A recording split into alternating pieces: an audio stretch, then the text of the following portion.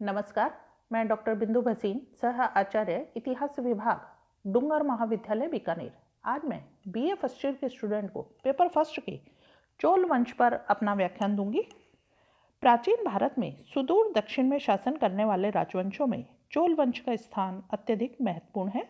दक्षिण भारत के जिस प्रदेश में चोल वंश का राज्य था, उस प्रदेश को चोल मंडलम कहा जाता था, जिसमें आधुनिक तंजौर, तिरुचिरापल्ली और पडुकोट राज्य का कुछ भाग सम्मिलित था। चोल वंश में अनेक प्रतिभाशाली शासकों का उदय हुआ, जिन्होंने अपनी राजनीतिक उपलब्धियों से दक्षिण और उत्तरी भारत के इतिहास को प्रभावित किया था। इसकी प्राचीनता के बारे में अगर हम जानना चाहें तो हमें पता लगता है कि महाभारत के सभा पर्व और भीष्म पर्व में चोलों का उल्लेख मिलता है। चौथी शताब्दी ईसा पूर्व में मेगस्थनीज ने भी चोलों का उल्लेख किया है। अशोक के अभिलेखों में भी चोलों का उल्लेख सीमावर्ती राज्यों के रूप में हुआ है। टालमी और पेरिप्लस ने भी अपने ग्रंथों में चोलों के राज्य का उल्लेख किया है। चौथी शताब्दी ईसा में चेर और पांड्य राज्यों के उदय के कारण चोलों के जो गौरव है उसमें कमी आ गई थी, लेकिन इनकी राजनीतिक सत्ता समाप्त नहीं हुई थी। छठी शताब्दी ईस्वी में प्रसिद्ध ज्योतिषी वराह मिहिर ने एक चोल देश का उल्लेख किया है, जो प्रायद्वीप के दक्षिण में स्थित था। 7वीं शताब्दी के पल्लव अभिलेखों में चोल राज्य की समृद्धि का वर्णन मिलता है। 9वीं शताब्दी में पल्लव वंश के पतन के बाद दक्षिण भारत में चोलों का राजनीतिक प्रभाव बढ़ने लगा था और उन्होंने शीघ्र ही विशाल साम्राज्य की स्थापना कर ली थी। चोलों की उत्पत्ति के बारे में इतिहासकारों में मतभेद है। विद्वानों ने चोल शब्द की उत्पत्ति के आधार पर चोलों की उत्पत्ति के संबंध में अनेक विचार व्यक्त किए हैं। जैसा कि पहला विचार है कि कुछ विद्वानों के अनुसार तो चोल शब्द तमिल भाषा के चुल शब्द से बना है, जिसका अर्थ है घूमने वाला यानी कि घुमक्कड़। संभव है प्रारंभ में ये लोग भ्रमणशील जीवन व्यतीत करते थे, इसलिए ये चोल कहलाए। कुछ विद्वानों के अनुसार चोल शब्द संस्कृत भाषा के चौर से बना है, जिसका अर्थ है चोर। संभव है प्रारंभ में चोरी और लूटमार इनकी जीविका का मुख्य साधन रहा हो, इसलिए वे चोर या चोल कहलाए। कुछ विद्वानों के अनुसार चोल शब्द तमिल भाषा के चोल शब्द से उत्पन्न है, जिसका अर्थ बाजरा होता है। इस आधार पर उनका अनुमान है कि ये लोग उस स्थान के निवासी थे जहां बाजरा अधिक पैदा होता था या अधिक खाया जाता था, अतः ये चोल कहलाए।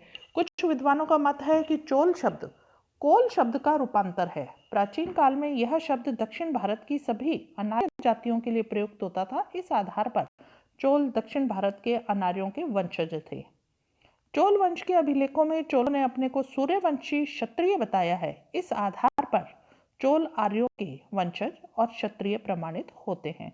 इन सब मतों के आधार पर चोलों की उत्पत्ति के संबंध में एक निश्चित मत प्रतिपादित करना बहुत ही कठिन कार्य है। फिर भी ये माना जा सकता है कि चोल जो है वह दक्षिण भारत की किसी अनार्य जाति के वंशज रहे होंगे। चोलों का सर्वप्रथम जो शासक है वो करिकाल था। उसका उदयकाल द्वितीय शताब्दी यानी कि दूसरी शताब्दी माना गया है। तमिल साहित्य के अनुसार इसके पिता का नाम इलजेटिकेतनी था। करिकाल वीर और महत्वाकांक्षी शासक था। सिंहासन पर बैठते ही उसने अपना साम्राज्य विस्तार शुरू कर दिया था, अतः उसकी बढ़ती हुई शक्ति पर अंकुश लगाने के लिए दक्षिण भारत की पांड्य और चेर जातियों ने उसके विरुद्ध संयुक्त मोर्चा बनाया था, परंतु करिकाल के वेणी के युद्ध में उन्हें पराजित कर दिया। करिकाल ने चेरों को पराजित करने के बाद उनसे मैत्रीपूर्ण संबंध भी स्थापित किए थे। कहते हैं कि शिल्पाधिकारम जो ग्रंथ है उसके अनुसार करिकाल ने अपनी पुत्री आदिनंदी का विवाह चेर राजकुमार अति के साथ किया था। जो एक तमिल कविता है उसके अनुसार करिकल्ला ने अरुवालर और इरुगोवेल राजवंशों को भी परास्त किया था। उसने लंका पर भी आक्रमण किया था और वहां से 12,000 मनुष्यों को पकड़कर अपने राज्य में वो ले आया था, जिसकी सहायता से उसने अपने पुहार नामक नगर का दुर्गीकरण करवाया था। करिकाल विजेता होने के साथ साथ महान निर्माता भी था। उसने वनों को साफ कराकर भूमि को कृषि योग्य बनवाया, सिंचाई के लिए अनेक तालाब और नहरें बनवाई, कावेरी नदी की बाढ़ से रक्षा के लिए उसके किनारे अनेक बांध बनवाए। उसने अर्थोरा को अपनी पुरानी राजधानी का परित्याग किया और कावेरी पंडिनम नामक नगर में अपनी एक नई राजधानी बनाई। करिकाल के बाद उसका पुत्र येदुयुदि किल्ली चोल राज्य का शासक बना। इसका राज्यकाल चोल वंश के पराभव का युग था। उसके काल में चेरों और पांड्यों ने अपनी शक्ति बढ़ाकर चोल राज्य पर आक्रमण करना शुरू कर दिया था। इस समय पल्लवों ने भी अपनी शक्ति बढ़ा ली थी। उनकी नौसेना जो थी इसकी किल्ली की, उसकी सशक्त नहीं थी। इससे समुद्री डाकुओं ने उसकी राजधानी पर आक्रमण कर उसे नष्ट किया। इनके परिणाम स्वरूप चोल राज्य की शक्ति क्षीण हुई थी।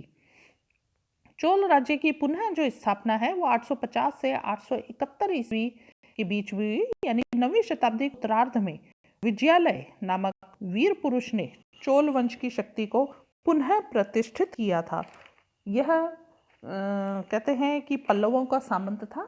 850 ईस्वी में उसने पल्लव पांड्य युद्ध का लाभ उठाकर पांड्यों से तंजौर छीना और अपने नवीन राजवंश की स्थापना की थी। विजयालय के बाद 871 ईस्वी में उसका पुत्र आदित्य प्रथम तंजौर का शासक बना। वह अत्यंत वीर और प्रतापी शासक था। आदित्य प्रथम प्रारंभ में पल्लवों का ही सामंत था, किंतु कालांतर में उसने अपने स्वतंत्र राज्य की स्थापना कर ली थी। उसने पल्लव राज्य पर आक्रमण कर पल्लव नरेश अपराजित की हत्या की और संपूर्ण पल्लव राज्य पर अधिकार कर लिया था। इसने गंग नरेश पृथ्वीपति द्वितीय को भी अपनी अधीनता स्वीकार करने के लिए विवश किया। उसने पांड्य शासक परांतक वीर नारायण को भी परास्त किया और कंगू का प्रदेश से छीन लिया था।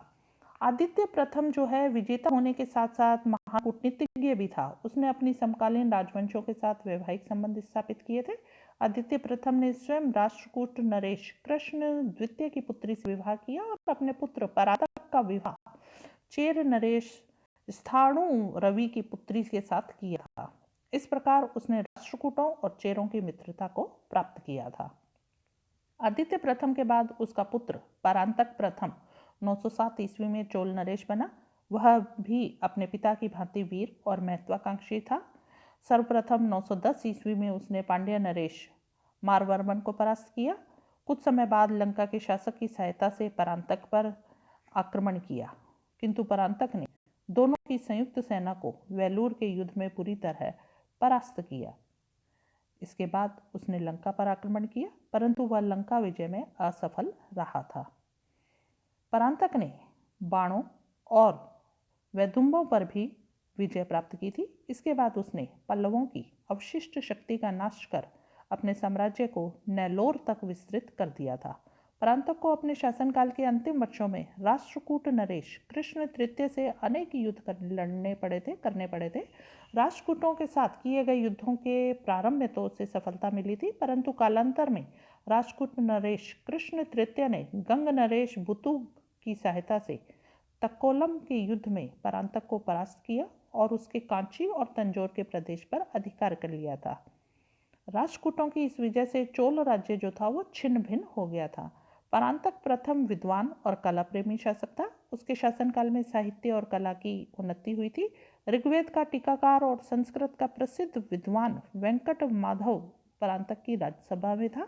उसी के काल में त्रिचनापल्ली के प्रसिद्ध कोरंग नाथ मंदिर का निर्माण हुआ था और 955 ईस्वी में उसकी मृत्यु हो गई थी। परांतक प्रथम की मृत्यु के बाद 30 वर्ष का काल जो है चोल वंश के इतिहास का पराभव युग माना जाता है, यानी कि अवंती काल, क्योंकि इन 3 वर्षों में चोल वंश में कोई ऐसा प्रतिभाशाली शासक नहीं हुआ जो चोल वंश के गौरव को पुनः प्रतिष्ठित कर सके। ये जो परांतक प्रथम है, इसके बाद उसके पुत्र गंधरादित्य ने 2 वर्ष शासन किया। उसके शासनकाल में चोल साम्राज्य की सीमाएं अत्यंत संकुचित हो गई थी। इसके बाद इसके भाई अरिंजय ने केवल 1 वर्ष शासन किया। इसके बाद 957 ईस्वी से 973 ईस्वी तक उसके पुत्र सुंदर चोल परांतक द्वितीय ने शासन किया। चोलों के पतन काल में ये सबसे अधिक योग्य शासक था। उसने पांड्य शासक वीर पर आक्रमण कर उसकी हत्या की थी और उसके बाद उसने लंका नरेश महेंद्र चतुर्थ पर भी आक्रमण किया था, किंतु विजय प्राप्त करने में वह असफल रहा था।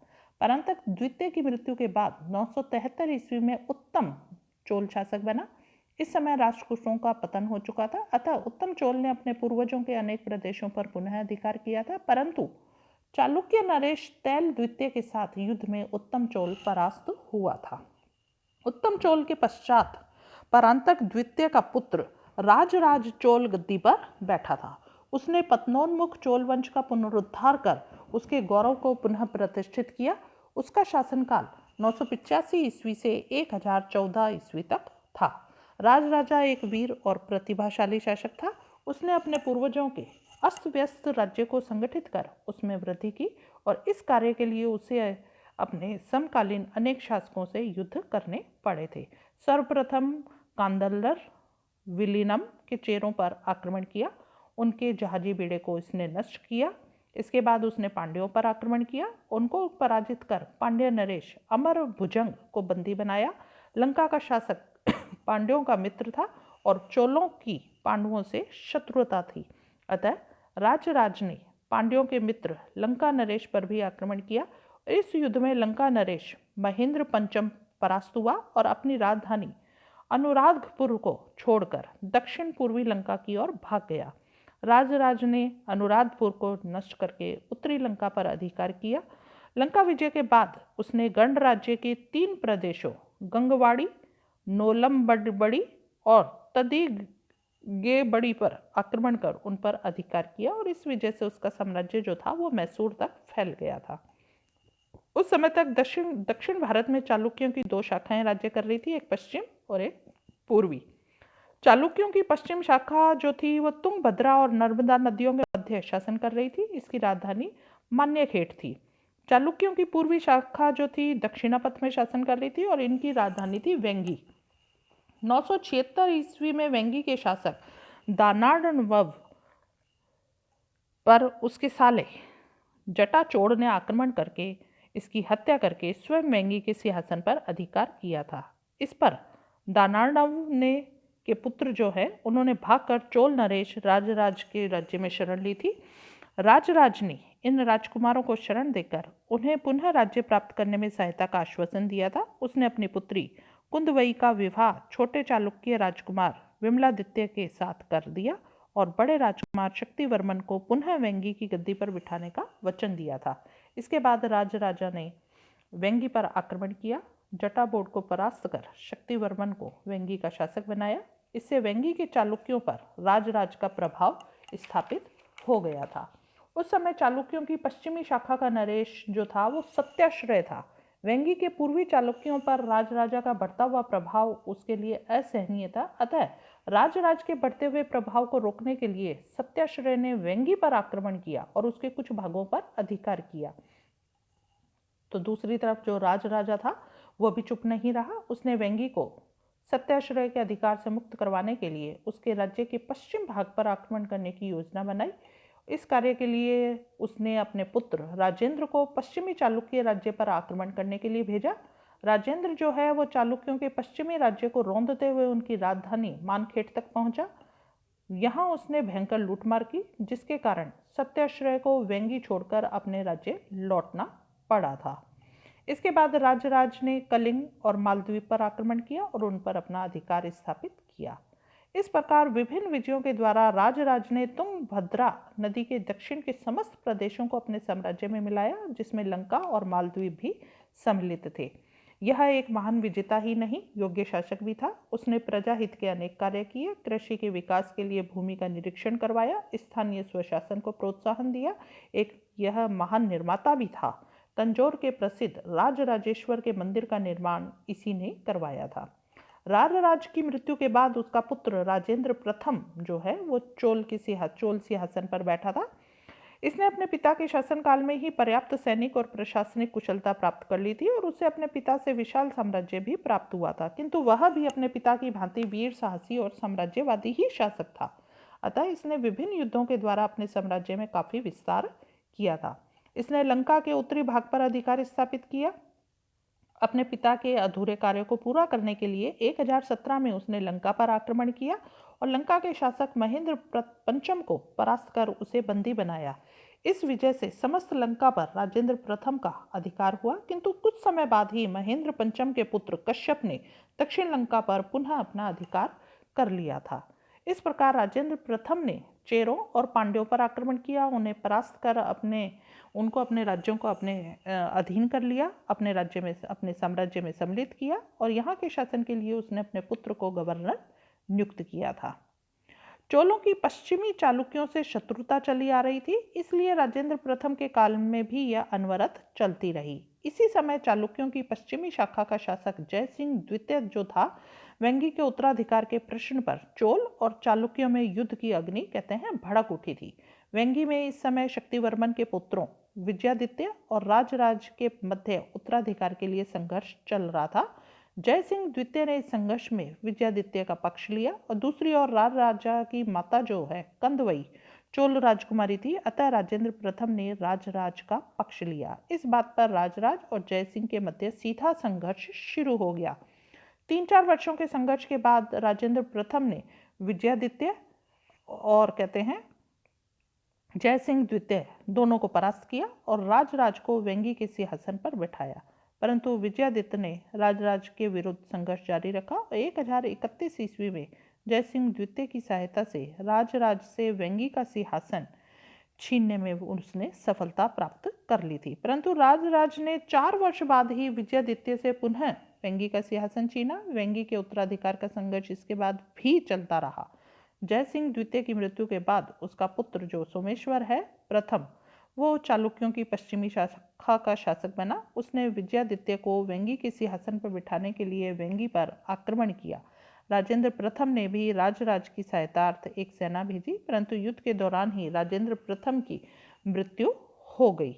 अतः यह जो युद्ध था वो अनिर्णित ही रहा। दक्षिण भारत की विजय के बाद राजेंद्र प्रथम ने पूर्वी भारत की ओर ध्यान दिया। विशाल सेना पूर्वी भारत की विजय के लिए भेजी। यह सेना बस्तर और उड़ीसा को पार कर बंगाल पहुंची और यहाँ के शासक गोविंद चंद्र को उसने परास्त किया।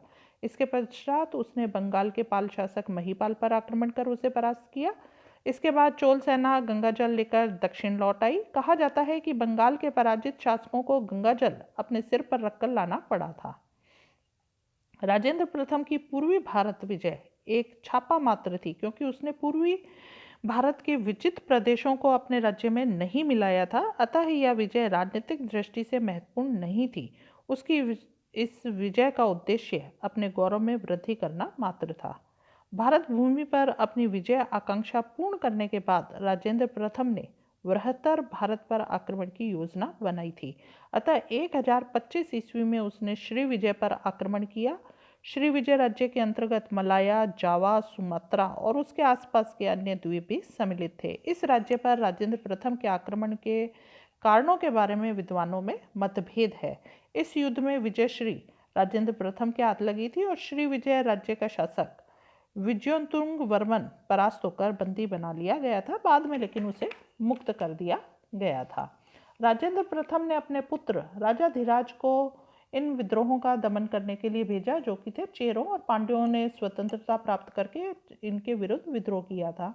राजाधिराज ने विद्रोहियों का क्रूरता से दमन करने में सफलता प्राप्त की। इसी प्रकार लंका में भी विक्रम बाहु के नेतृत्व में चोल सत्ता के विरुद्ध विद्रोह हुआ था। राजाधिराज ने 1041 में लंका पर आक्रमण किया, परंतु उसे विद्रोह दबाने में सफलता नहीं मिली थी। राजेंद्र प्रथम भी विद्यानुरागी और कला प्रेमी शासक था। उसने एक वैदिक विद्यालय की स्थापना की थी। राजाधिराज प्रथम की बात अगर हम बात करें तो राजेंद्र प्रथम की मृत्यु के बाद उसका पुत्र जो राजाधिराज प्रथम है चोल सिंहासन पर बैठा था। उसने अपने पिता के शासन काल में ही युवराज के रूप में अनेक, यानी कि हम कह सकते हैं पर्याप्त सैनिक और प्रशासनिक अनुभव प्राप्त कर लिया था। इसका संपूर्ण शासनकाल जो है वह युद्धों में व्यतीत हुआ और युद्ध भूमि में ही उसे वीरगति प्राप्त हुई थी। राजाधिराज के पूर्वकालिक शासकों ने लंका पर अपना आधिपत्य स्थापित किया था, परंतु लंकावासी अपनी स्वतंत्रता को पुनः प्राप्त करने के लिए निरंतर विद्रोह करते रहते थे। राजेंद्र प्रथम के अंतिम समय में भी लंका में विद्रोह हुआ था और राजाधिराज प्रथम ने विद्रोहों का स्थायी रूप से दमन करने के लिए लंका पर आक्रमण किया और विद्रोहियों का बड़ी क्रूरता से दमन किया था। उसने लंका के शासक की माता की नाक कटवा ली और अनेक सहयोगियों की हत्या करवा दी अथवा बंदी बना लिया था। इस प्रकार उसने लंका पर पुनः चोल प्रभुत्व स्थापित करने में सफलता प्राप्त की थी। चोल और चालुक्यों की पारस्परिक शत्रुता जो थी वो राजाधिराज प्रथम के काल में निरंतर चलती रही थी। उसने पश्चिम के चालुक्यों पर आक्रमण किया। इसके बाद चोल सेना ने चालुक्यों के कंपिली नगर के राजप्रसाद को नष्ट किया, चालुक्यों को पुंडूर के युद्ध में पुनः परास्त किया। इसके बाद चोल सेना ने चालुक्यों की राजधानी कल्याणी पर अधिकार स्थापित किया और इस विजय के उपलक्ष्य में राजाधिराज ने विजय राजेंद्र की उपाधि धारण की थी। पश्चिमी चालुक्यों की इस पराजय से पूर्वी चालुक्य राज्य पूर्णतया चोल प्रभाव में आ गया था, परंतु वो कहते हैं इन पराजयों के बाद भी चालुक्य नरेश सोमेश्वर ने चोलों के विरुद्ध संघर्ष जारी रखा था। 1050 में अपने राज्य को चोल आधिपत्य से मुक्त भी करा लिया था। सोमेश्वर ने वेंगी शासक राजराज को भी अपनी अधीनता स्वीकार करने के लिए बाध्य किया था। इस पर राजाधिराज चुप नहीं बैठा, उसने सोमेश्वर के विरुद्ध युद्ध छेड़ा। 1052 में सोमेश्वर और राजाधिराज के मध्य कोप्पम का भीषण युद्ध हुआ, जिसमें राजाधिराज वीरगति को प्राप्त हुआ, परंतु उसके भाई राजेंद्र ने चालुक्यों के विरुद्ध युद्ध जारी रखा और अंत में सोमेश्वर को परास्त करने में उन्होंने सफलता प्राप्त की थी। कोप्पम के युद्ध में राजाधिराज की मृत्यु के बाद उसका भाई राजेंद्र द्वितीय चोल शासक बना। उसने युद्ध भूमि में अपना राज्याभिषेक करवाया और चालुक्यों के विरुद्ध जो था वह युद्ध जारी रखा था। इसके बाद चोल और चालुक्यों में पुनः संघर्ष हुआ। 1061 में बेंगी के पूर्वी चालुक्य नरेश राजा की मृत्यु हुई थी, अतः चालुक्यों की पश्चिमी शाखा के नरेश सोमेश्वर ने विजयादित्य के पुत्र शक्तिवर्मन को वेंगी के सिंहासन पर बिठाया। उनकी सहायता के लिए अपने सेनापति चोमुंड राव को वेंगी भेजा। यही नहीं, उसने एक सेना चोल राज्य के गंगवाड़ी प्रदेश पर आक्रमण करने के लिए भी भेजी। अतः कहते हैं चोल और चालुक्यों में पुनः संघर्ष शुरू हो गया। राजेंद्र द्वितीय जो है उसने वेंगी पर आक्रमण किया, जिसमें चालुक्य बुरी तरह परास्त हुए। दूसरी ओर गंगवाड़ी में भी चालुक्य सेना जो है कुंडल संगमम के युद्ध में चोल सेना से परास्त हुई थी। इस प्रकार राजेंद्र द्वितीय ने चालुक्यों को दोनों मोर्चों पर परास्त किया था। राजेंद्र द्वितीय की मृत्यु के बाद 1064 में वीर राजेंद्र चोल सिंहासन पर बैठा। कहते हैं इसके शासनकाल में भी चोल और चालुक्य संघर्ष चलता रहा। 1066 में चालुक्य नरेश सोमेश्वर को तुंगभद्रा नदी के तट पर इसने बुरी तरह परास्त किया था। इसके बाद कुंडल संगमम और बेजवाड़ा में चोलों के चालुक्यों से पुनः युद्ध हुए, जिसमें विजयश्री जो है वो वीर राजेंद्र के हाथ लगी। इसके बाद कलिंग के क्षेत्र में दोनों पक्षों का युद्ध शुरू हुआ। युद्ध के दौरान ही अपनी अस्वस्थता से परेशान होकर चालुक्य नरेश सोमेश्वर ने तुंगभद्रा नदी में डूबकर परम योग को प्राप्त कर लिया था। सोमेश्वर प्रथम के बाद उसका पुत्र जो है सोमेश्वर द्वितीय चालुक्य सिंहासन पर बैठा था। उसने चोलों से युद्ध जारी रखा। वीर राजेंद्र ने कंपिली पर आक्रमण किया और इसी समय कहते हैं सोमेश्वर द्वितीय के भाई विक्रमादित्य ने अपने भाई के विरुद्ध विद्रोह कर दिया था और चोल नरेश जो वीर राजेंद्र से जा मिला था। वीर राजेंद्र ने चालुक्यों के गृह युद्ध का जो गृह संघर्ष है उसका लाभ उठाया। उसने अपनी पुत्री का विवाह विक्रमादित्य के साथ किया और अपने दामाद को चालुक्य राज्य के दक्षिण भाग का शासक घोषित कर दिया था। इस प्रकार कल्याणी की चालुक्य शाखा का राज्य जो है वो दो भागों में बट गया था। चालुक्यों की पूर्वी शाखा के वेंगी नरेश विजयादित्य ने भी वीर राजेंद्र की अधीनता को स्वीकार किया था। लंका के शासक विजय बाहु ने भी वीर राजेंद्र के विरुद्ध विद्रोह किया था, किंतु वीर राजेंद्र ने उसका कठोरतापूर्वक दमन किया। इस प्रकार कहते हैं चेर और पांडवों ने भी विद्रोह किया, किंतु वीर राजेंद्र ने उनका दमन कर उन्हें पुनः अपनी अधीनता स्वीकार करने के लिए बाध्य कर दिया था। वीर राजेंद्र जो है उसने अपने पिता की भांति ही श्री विजय के राज्य पर भी आक्रमण कर विजय प्राप्त की। अपने समर्थक को श्री विजय के सिंहासन पर बैठाया और 1070 में वीर राजेंद्र की मृत्यु हो गई थी। उसके बाद है अधिराजेंद्र जो कि उसका पुत्र है, चोल शासक बना, किंतु इसका शासनकाल अत्यल्प रहा क्योंकि वेंगी के चालुक्य जो शासक राजराज के पुत्र राजेंद्र द्वितीय ने उसके विरुद्ध विद्रोह कर दिया था और इस विद्रोह से प्रेरणा पाकर चोल राज्य की जनता ने अधिराजेंद्र की हत्या कर दी थी। चोल राज्य की इस स्थिति का लाभ उठाकर राजेंद्र द्वितीय ने वेंगी और चोल दोनों राज्यों पर अधिकार कर लिया था। राजेंद्र द्वितीय कुलोतुंग प्रथम के नाम से चोल शासक बना था। कहते हैं वेंगी और चोल साम्राज्य को एकीकृत करके कुलोतुंग जो है इस संयुक्त राज्य का शासक बना। दोनों राज्यों के एकीकरण से उसकी शक्ति में अप्रत्याशित वृद्धि हो गई थी और उसका अधिकांश राज्यकाल युद्धों में ही व्यतीत हुआ। इस समय चालुक्य साम्राज्य जो है वो दो भागों में विभक्त था। उत्तरी भाग का शासक जो है सोमेश्वर द्वितीय था और दक्षिण भाग पर उसके भाई विक्रमादित्य का शासन था, जो अपने ससुर वीर राजेंद्र के सहयोग से शासक बना था। उत्तर और दक्षिण के चालुक्य राज्यों में घोर शत्रुता थी। दूसरी ओर विक्रमादित्य भी कुलोतुंग से शत्रुता रखता था, क्योंकि उसने विक्रमादित्य के साले अधिराजेंद्र की हत्या कर चोल सिंहासन को प्राप्त किया था। सोमेश्वर द्वितीय ने भी इसका लाभ उठाकर कुलोतुंग प्रथम से संधि की थी। 1075 में कुलोतुंग ने सोमेश्वर की सहायता से विक्रमादित्य पर आक्रमण किया और उसे परास्त कर अपना प्रभुत्व स्थापित कर लिया था। विक्रमादित्य पर कुलोतुंग के आक्रमण के समय त्रिपुरी के हेहे शासक यश कर्णदेव जो है वो चोलों के वेंगी के प्रदेश पर उसने आक्रमण किया था, किंतु कुलोतुंग ने उसे युद्ध में परास्त करने में सफलता प्राप्त की थी। लंका जो है वो चोल साम्राज्य की अधीनता में थी, किंतु वहां के शासक निरंतर विद्रोह करते रहते थे। कुलोतुंग के काल में भी लंका नरेश विजय बाहु ने विद्रोह कर स्वयं को चोलों के आधिपत्य से मुक्त किया था। कालांतर में कुलोतुंग ने लंका के राजकुमार से अपनी पुत्री का विवाह कर उनसे मैत्रीपूर्ण संबंध स्थापित किए थे। इन संकटों का जो लाभ उठाया वो था पांड्यों और चेरों ने। इन्होंने अपनी स्वतंत्रता प्राप्त करने के लिए कुलोतुंग प्रथम की सत्ता के विरुद्ध विद्रोह करना शुरू कर दिया, लेकिन कुलोतुंग ने उन्हें अनेक युद्धों में परास्त किया और अपनी अधीनता को स्वीकार करने के लिए विवश किया था।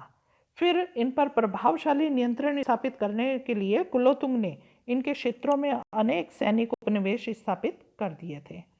दक्षिण कलिंग इस समय वेंगी राज्य की अधीनता में था, किंतु 1096 में उसने अपनी स्वतंत्रता के लिए विद्रोह किया था। कुलोतुंग ने इस विद्रोह को दबाया, किंतु कालांतर में दक्षिण कलिंग ने कुलोतुंग को कर देना बंद करके विद्रोह कर दिया था। इस पर चोल सेना ने दूसरी बार कलिंग पर आक्रमण किया और अपनी अधीनता स्वीकार करने के लिए बाध्य किया था। कुलोतुंग के शासनकाल के अंतिम वर्ष बड़े ही संकटकालीन सिद्ध हुए थे। इस समय होयसल जो नरेश है विष्णुवर्धन, उसने चोल राज्य पर आक्रमण किया और उसके गंगवाड़ी, नोलमवाड़ी तथा तलकाड़ प्रदेशों पर उसने अधिकार कर लिया था। 1118 में विक्रमादित्य छठा जो षष्ठ है उसने चोलों के वेंगी के राज्य पर अधिकार किया। इस प्रकार कहते हैं कुलोतुंग के अंतिम काल में चोल साम्राज्य संकुचित होकर तमिल के निकटवर्ती प्रदेशों तक ही सीमित रह गया था। कुलोतुंग कहते हैं चोल वंश का एक योग्य शासक था। यद्यपि उसके शासन का अंतिम चरण असफलताओं से परिपूर्ण रहा, फिर भी नीलकंठ शास्त्री ने उसकी गणना चोलों के महान सम्राटों में की है। कुलोतुंग के बाद 1120 में विक्रम जो है वो चोल सिंहासन पर बैठा। उसने अपने पूर्वजों के राज्य वेंगी पर पुनः चोल प्रभाव स्थापित किया। 1126 में वेंगी के शासक विक्रमादित्य षष्ठम की मृत्यु के बाद उसका पुत्र सोमेश्वर तृतीय जब शासक बना था, वह शांति प्रिय शासक था। विक्रम चोल ने उस पर आक्रमण करके वेंगी पर पुनः अपना अधिकार स्थापित किया। विक्रम चोल वैष्णव धर्मावलंबी था। कहा जाता है कि आचार्य रामानुज जो हैं उसी के राज्य में रहते थे। कुलोतुंग द्वितीय विक्रम चोल के बाद कुलोतुंग द्वितीय चोल नरेश बना। सैनिक दृष्टि से वह एक निर्बल शासक था। उसके शासनकाल में चोल वंश का पतन नहीं रुक सका। ये विद्वानों का आश्रयदाता तो था ही। कुलोतुंग द्वितीय के बाद उसका पुत्र राजराज द्वितीय चोल सिंहासन पर बैठा। इस समय पांड्य राज्य में पराक्रम पांड्य और कुलशेखर पांड्य के मध्य उत्तराधिकार का संघर्ष चल रहा था और इस संघर्ष में पराक्रम पांड्य मारा गया और कुलशेखर पांड्य जो है वो नरेश बना। किंतु लंका के शासक पराक्रम बाहु ने अपनी सेना भेजकर कुलशेखर को सिंहासन से हटाकर पराक्रम प्रथम पांड्य जो है उसके पुत्र वीर पांड्य को शासक बना दिया था।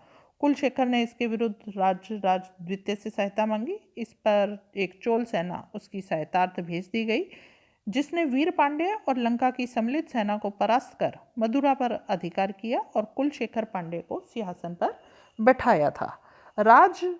राजाधिराज द्वितीय की बात करें तो हम कह सकते हैं कि राजराज द्वितीय के बाद राजाधिराज द्वितीय जो था वो चोल शासक बना था और इसके राज्यकाल में भी पांड्य राज्य में उत्तराधिकार संघर्ष चल ही रहा था।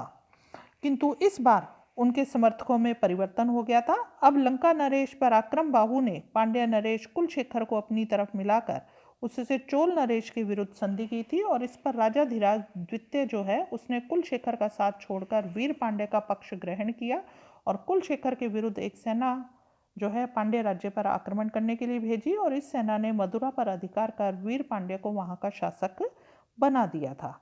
कुलोतुंग तृतीय राजराजा जो राजधिराजा है द्वितीय, उसके बाद कुलोतुंग तृतीय यानी कि थर्ड सिंहासन पर बैठा। इसने भी अपने पूर्वजों की भांति पांड्य राज्य के आंतरिक मामलों में हस्तक्षेप किया। इस समय लंका नरेश पराक्रम बाहु ने वीर पांड्य को अपने पक्ष में कर लिया था। पांड्य राज्य पर लंका नरेश का प्रभाव कुलोतुंग के लिए असहनीय था, अतः उसने वीर पांड्य के लिए एक अन्य संबंधी विक्रम पांड्य को शासक बनाने के लिए चोल सेना को वीर पांड्य पर आक्रमण करने के लिए भेजा। इस सेना ने वीर पांड्य और लंका की सेना को परास्त किया और विक्रम पांड्य का मदुरा का शासक वीर पांड्य जो है उसको मदुरा का शासक बना दिया। वीर पांड्य ने संघर्ष जारी रखा, परंतु कालांतर में उसने कुलोतुंग के समक्ष आत्मसमर्पण कर दिया।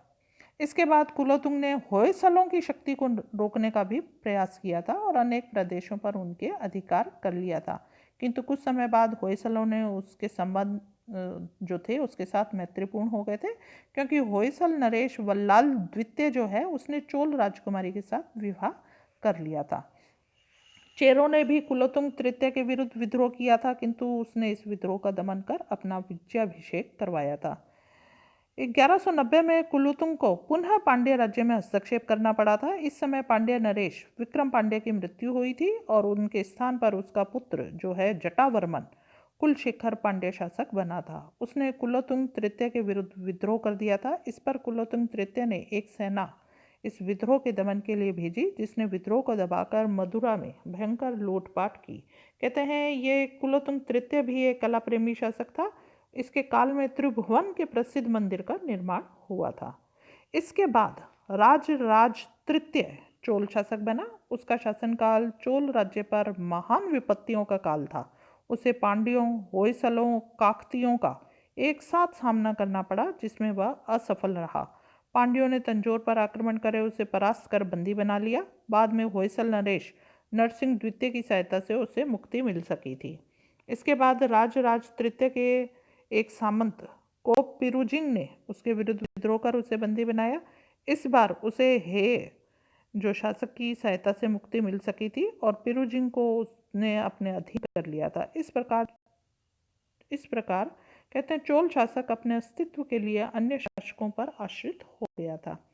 राजराज तृतीय है, उसके बाद राजेंद्र तृतीय चोल सिंहासन पर बैठा। यह चोल वंश का अंतिम स्वतंत्र शासक था। चोल राज्य की निर्बल आंतरिक स्थिति का लाभ उठाकर निकटवर्ती राज्यों ने अपना विस्तार शुरू कर दिया था। गणपति काकतई ने कांची पर अधिकार किया। इसी समय पांड्य नरेश जयवर्मन सुंदर पांड्य ने चोल राज्य पर आक्रमण कर राजेंद्र तृतीय को अपनी अधीनता स्थापित करने के लिए विवश किया। इस प्रकार कहते हैं चोल नरेश पांड्यों के सामंत बन गया और चोलों का स्वतंत्र राज्य जो था उसका अंत हो गया।